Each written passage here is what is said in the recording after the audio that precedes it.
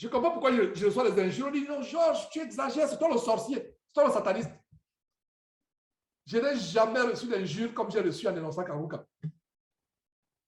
Et les gens qui le suivent, ces injures diaboliques, conclusion, ils ne sont pas tout petits convertis. Aucun ne dit, Georges va prier pour toi pour que tu comprennes. C'est toi le bandit, c'est toi le voyou, c'est toi le Satan. Tu es Satan. Voilà. Vous comprenez, quand vous avez le discernement, qu'est-ce que vous comprenez? Vous comprenez l'influence qu'il y a derrière. L'influence qu'il y a derrière.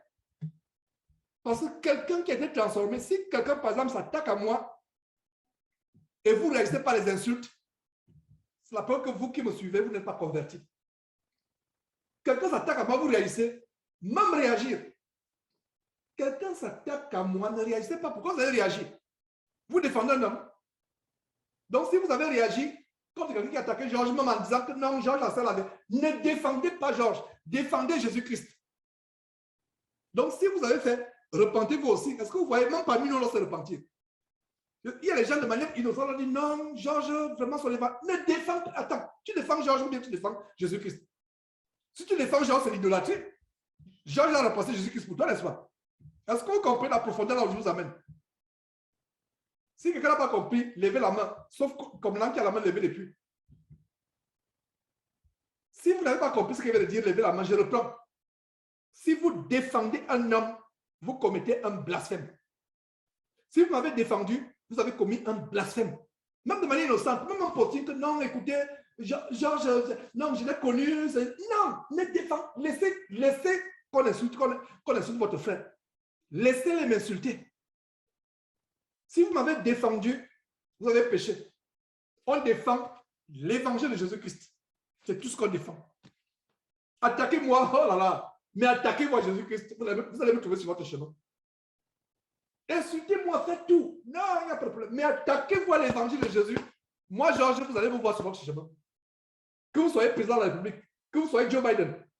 Joe Biden, s'il se met à attaquer les chrétiens, oh là là, je vais d'abord vous dire, frère, si on ne se voit pas dans 2 semaines, 3 semaines, c'est pas grave. Ça, je vais le dénoncer.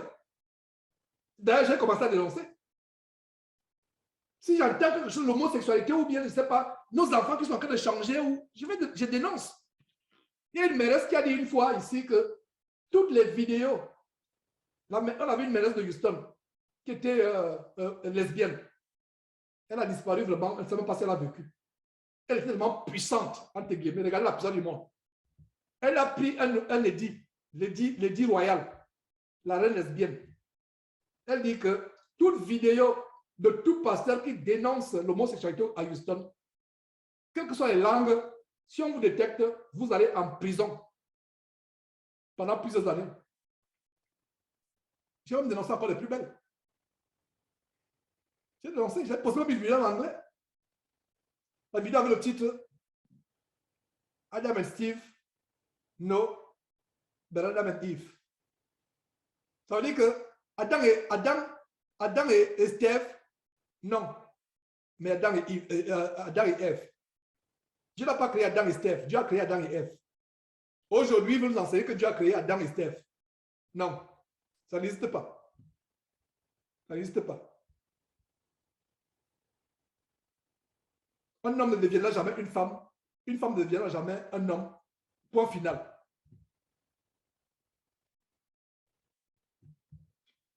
Terminons l'enseignement du jour. Verset 18 à nouveau. Qu'aucun homme, sous une apparence d'humilité, donc j'espère que vous avez souligné apparence d'humilité. Et je reviens encore sur ce que j'ai dit. Donc je disais que s'il vous plaît, ne défendez pas un homme. Si je reviens encore, c'est que c'est important. Vous l'avez fait peut-être par ignorance. Dans vos conversations, ah, Georges, non, de penser. Non! Georges, voyou, menteur, voleur, c'est même bien, c'est bien. Pourquoi vous arrachez mes bénédictions, frère? Ne bloquez pas mes bénédictions. Quand vous me défendez, vous bloquez mes bénédictions. Laissez-moi, j'aimerais continuer à être insulté pour Jésus-Christ. Ne bloquez pas mes bénédictions. Ah, Georges, non, quand même, non, regarde, il y a même des débats. Et les chrétiens, oh non, on a eu des débats sur toi, vraiment, j'étais avec un groupe de gens de Tchéchouva, etc. Je voulais les convaincre que tu cesses. Laisse-les m'insulter, c'est ma bénédiction. J'aimerais être insulté pour Jésus-Christ. Et toi aussi, quand tu veux me défendre, tu commets le... Non, défendons Jésus-Christ et son évangile. Point final. Ne défendons pas un homme. J'espère que vous avez compris. Je pensais avoir fermé la parenthèse. Je reviens encore. Là, c'est important ce que je vous dis. Ne défendons aucun homme. Si vous voyez quelqu'un défendre son pasteur est devenu Jésus pour lui. Ne défendez aucun homme. Ne défendez aucun homme. Laissez-moi avoir mes bénédictions. Laissez-moi être insulté, calomnié. J'aime voir les vidéos. Quand vous tapez Georges, c'est même plus enseignements qui sortent. Parce que tellement, je ne sais pas comment ils ont fait disparaître nos chaînes. Il y a les gens qui disent qu'on ne voit plus YouTube. Tu n'as plus les chaînes YouTube. Qu'est-ce qui s'est passé? On voit bien les chaînes YouTube là. Conclusion, ils font ombrage. Quand vous tapez Georges, vous voyez seulement quoi? Il tape sa femme. Vous voyez quoi? Il est homosexuel. Vous savez quoi? Il est ceci, cela. C'est un sataniste. Ouais. Donc, laissez mes bénédictions. Hein? N'allez pas dire que Georges, son couple, c'est le meilleur couple du monde, c'est le couple le plus amoureux. Ils vivent un livre d'amour. Quand je leur ai visite, ils vivent l'amour. Je n'ai pas besoin qu'on dise ça. Laissez, ne défendez pas. Ne soyez pas aussi affligés. Vous avez fait dans l'ignorance, mais ne défendez pas. Je sais que vous êtes plusieurs qui avaient défendu. Ne défendez pas. Laissez-moi avoir mes bénédictions. Laissez-moi avoir mes bénédictions. Et défendez seulement l'évangile. Comme je l'ai dit, avec Kawuka, ce que j'ai vu avec Kawuka, je n'ai jamais vu ce que j'ai vu avec Kawuka. Je n'ai jamais vu. Quand il lançait Castanou, non, il y avait ça, mais pas comme... Non, avec Kawuka, non. C'est autre chose. Là, c'est même la preuve. Dieu me dit, voilà donc la preuve où ils sont. Je n'ai jamais vu cela de ma vie. Comment laisser la baisse? C'est pour ça que j'ai fait cette posture à savoir que si le zèle avec lequel ils défendent Kawuka, ils avaient la même hargne, le même radicalisme, la même énergie, la même force, la même fougue de défendre l'évangile de Christ, il n'y aurait plus l'homosexualité sur terre. Il n'y aurait plus le yoga sur terre. Il n'y aurait plus l'hindouisme sur terre, le bouddhisme, l'islam aurait disparu définitivement sur terre. Je suis jaloux de leur zèle. À un moment, je me demande, les gens qui défendent Kawuka, moi, je n'ai même pas le même zèle que quand il faut défendre Jésus-Christ. J'ai dit, vous m'avez dépassé. J'ai pensé avoir le zèle pour défendre l'évangile de Jésus-Christ, mais les gars de Kawuka m'ont dépassé. Ils sont zélés pour défendre Christ Ndikumana et Kawuka. Pour ce qui nous concerne, ne défendez pas un homme. Votre frère Georges, il vient, il passe. Nous sommes de passage. Le peu de temps que Dieu m'a donné sur terre, quand Dieu dit, Georges, ton terminus est arrivé, je passe, il y aura quelqu'un d'autre qui va prendre la relève. Donc, nous sommes de passage. L'homme n'est rien. Donc, ne m'idolâtrez pas quelqu'un. Je suis qu'un instrument. Peut-être tout ce que vous priez de faire, rendez grâce à Dieu à moi, pour ma vie, et que Dieu me préserve aussi de la chute. Personne n'a l'abri de la séduction. Nous appelons tous les jours.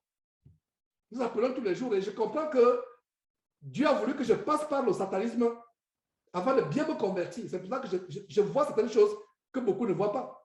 Je comprends certaines choses. Je parlais des armes à tout à l'heure, de la franc-maçonnerie. Mais nous sommes des serviteurs. Je suis en train de finir cet enseignement et je finis avec ces paroles d'encouragement. Ne défendons aucun homme. Défendre un homme, c'est l'idolâtrie. C'est pour ça que la politique est dangereuse. C'est pour ça que la politique est dangereuse. Quand vous mettez la politique, vous commencez à défendre le président. Et c'est la période des élections dans certains pays en Afrique. Et la passion, oh, le président tel Gbagbo. Non, il faut le défendre. Ouattara, là, c'est... Non, Ouattara, c'est un bandit. C'est le pire des Français. Non, il faut... L'énergie qu'on fait pour défendre. Il y a les chrétiens politiciens. Ah, Ali Ben Bobo doit partir. Non, vraiment. Moi, j'aime plutôt le métis chinois, là, comment il s'appelle? Ping. Moi, j'aime Ping. Supportons Ping. Tu supportes Ping, mais la fougue à laquelle tu supportes Ping, tu n'as jamais supporté Jésus-Christ comme cela. Nous, chrétiens, notre parti politique, c'est le parti des chrétiens. Quand on dit parti des chrétiens, je ne parle pas d'un parti immatriculé ou enregistré en France ou en Allemagne. C'est le parti des disciples de Jésus-Christ. Sans affiliation, sans déclaration à l'administration territoriale. Et défendons notre parti. C'est pour ça que on a commencé aujourd'hui avec le verset 1 de Colossiens, chapitre 2, verset 1, qui dit quoi? Vous saviez combien, afin que vous sachiez combien est grand Que vous sachiez combien est grand le combat que je soutiens. C'est un combat. Le combat pour la défense de l'évangile. C'est le combat.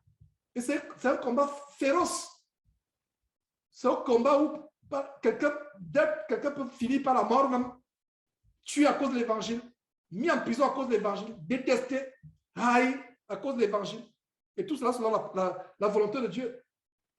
Je pense que j'ai assez mis l'accent sur le fait que si vous m'avez défendu un jour, repentez-vous, demandez pardon à Dieu. Ne défendez même pas. Il fait ceci, il fait cela. Ne dites pas, oh, je l'ai connu, oh, je le connais, il n'est pas ce que vous dites. Non. Les quelques deux phrases, deux mots que tu as, les minutes que tu as gaspillées sur Internet, tu aurais pu envoyer des vidéos d'enseignement afin que quelqu'un connaisse qui est Jésus-Christ. Parlons de Jésus-Christ. Témoignez ce que Jésus-Christ a fait. Ma soeur, vous ne pouvez pas enseigner, mais vous pouvez témoigner ce que Jésus-Christ a fait pour vous. Vous pouvez témoigner. Sœur, tu peux témoigner sans enseigner, sans ouvrir un verset biblique. J'étais prostituée. J'étais insoumise à mon mari. J'étais menteuse. J'étais querelleuse. J'aimais le Congo ça. Voilà, pour les frères européens ou américains, canadiens, Congo ça signifie les médisances en langage africain. Donc, j'aimais ceci, j'aimais cela. C'est un témoignage, tu témoignes. Tu peux témoigner ça. Et je t'encourage à témoigner. Autour de toi, tes collègues, les membres de ta famille. Témoigne ce que Dieu a fait pour toi. Et nous allons ne pas les témoins. Si tu as un témoignage vraiment qui peut bénir les gens, un témoignage vraiment qui bénit les gens, contacte-moi. On va t'écouter, on va examiner, on va juger si on peut le publier ou pas. S'il est bon qu'on publie ou on prie Dieu. Tu as besoin d'un témoignage. La femme ne peut pas enseigner. Mais la femme peut témoigner ce que Dieu a fait pour elle. Elle témoigne. Est-ce que vous comprenez? Elle témoigne. La femme samaritaine est allée dans le temple prendre la Torah pour ouvrir. Elle est partie dire aux gens de la ville ce que Jésus-Christ a fait pour elle. En lui révélant les choses qu'elle a faites que Jésus-Christ, qu'elle avait dit à personne. Dans la ville, on pensait qu'elle est mariée à un homme. Jésus lui révèle qu'elle va révéler aux gens que vous me connaissez dans la ville comme quelqu'un qui est marié à un homme. Mais il y a un inconnu que j'ai rencontré au bord du puits. Il m'a dévoilé ma vie et je vous dis ma vie. Celui avec qui je suis, ce n'est pas mon mari. Et j'ai eu 5 hommes avant. Les gens de la vie étaient choqués. Donc, toi, qu'on pensait vraiment chaste, etc., avec cet homme, donc, à la cause de Jésus, il est parti témoigner. Et ces gens sont venus écouter Jésus. Et si vous lisez très bien la suite en Jean chapitre 4, ces gens disent que ce n'est plus à cause de ce que tu nous as dit qu'on croit. Nous l'avons entendu nous-mêmes. Donc, le témoignage, c'était pour amener les gens à aller suivre Jésus-Christ. Donc, la femme samaritaine n'a pas enseigné. Il y a des gens qui prennent l'histoire de la femme samaritaine en Jean chapitre 4 pour justifier le fait que la femme n'a pas enseigné. Elle est partie poser une question. Je ne sais pas quel est cet enseignement ou cette évangélisation qui se pose avec les questions. Elle est partie dans la ville dire que cet homme ne serait-il pas le Christ? Si vous faites une évangélisation, vous allez vous poser les questions. Les gens vont vous trouver insensé.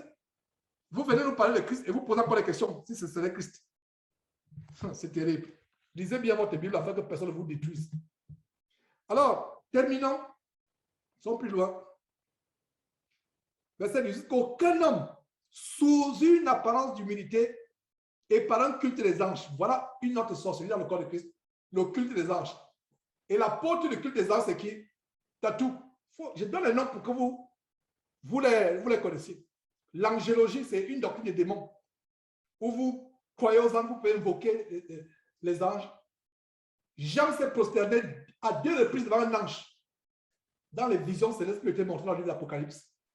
À 2 reprises, l'ange lui dit, ne fais pas ce que tu as que de faire. Première fois, il se prosterne. L'ange dit, je suis ton compagnon de service. Mais les choses qu'il voit évidemment puissantes qu'il a oublié la mise en garde. Il s'est encore pour la 2e fois prosterné. L'ange a dit, non, ne fais pas cela. L'adoration des anges. Et il y a aussi Branham. Non seulement Joël Tatou, il y a aussi les Branhamistes. Le ministère de Branham, c'était le culte des anges derrière. Les anges qui apparaissaient, lui donnaient des informations de révélation. En fait, c'était, au cas où c'est vrai, c'est les démons. Donc, le culte des anges, ça ne date pas d'aujourd'hui. Regardez comment l'apôtre Paul parle de ce qui se passe aujourd'hui. Le culte des anges, dans le temps de l'apôtre Paul, ça se passait déjà. C'est pour ça que la Bible dit qu'il n'y a rien de nouveau sur le soleil. Dans le temps de l'apôtre Paul, il y avait le culte des anges. Donc, verset dit que qu'aucun homme, sous une apparence d'humilité et par le culte des anges, ne vous ravisse à son gré, le prix de la course, tandis qu'il s'abandonne à ses visions et qu'il en fait d'un vain orgueil par ses pensées charnelles.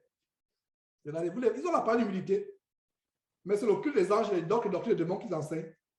Et quand vous creusez, vous exposez leur ministère, c'est ainsi que vous voyez comment l'orgueil se manifeste. Ils abandonnent les visions mensongères, ils sont enflés d'un vain orgueil et leurs pensées ne sont que les pensées de la chair. C'est pour ça qu'ils peuvent encore fêter la Saint-Valentin dans leur temple de mort. Verset 19, sans s'attacher au chef. Ils ne connaissent pas ils détestent Jésus-Christ. Ils utilisent Jésus-Christ pour avoir la gloire de Jésus-Christ. Mais ils ne le suivent pas comme Seigneur. Est-ce que vous comprenez? C'est la révélation ici. Vous voyez comment Colossiens nous révèle les choses qui se passent aujourd'hui. Ils ne s'attachent pas au chef. S'ils s'attachaient au chef, le chef te dit quoi? Un homme ne porte pas les habits sacerdotaux. C'est ce que le chef te dit à Matthieu chapitre 23. Le chef te dit en Jean chapitre 10, verset 8, que tu ne vends pas l'évangile. Mais toi, tu continues à vendre. Le chef te dit que la femme doit se voiler la tête en priant.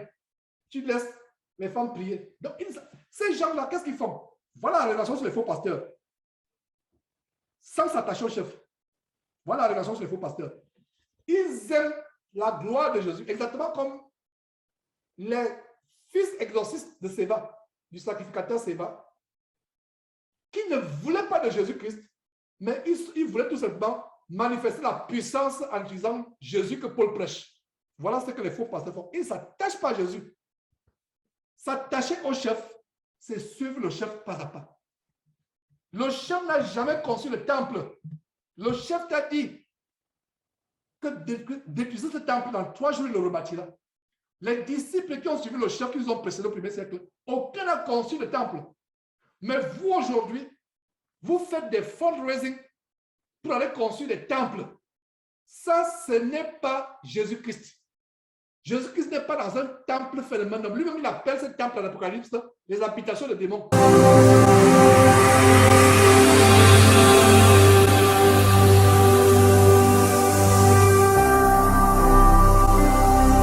Jésus-Christ TV,